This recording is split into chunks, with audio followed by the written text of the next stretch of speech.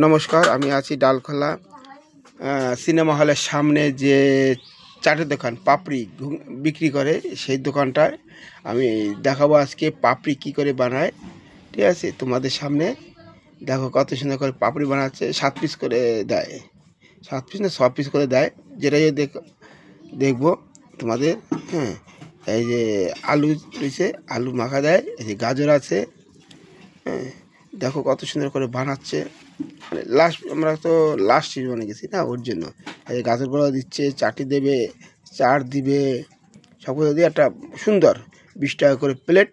ঠিক আছে, 7 পিস করে দিচ্ছে সুন্দর করে। মানে খেতে খুব মজা লাগে। এখানে সবাই ডালখোলায় ডায়মন্ড সিনেমার সামনে এই লোকটা বসে, এই কাকাটা বসে। ঠিক আছে, খুব সুন্দর।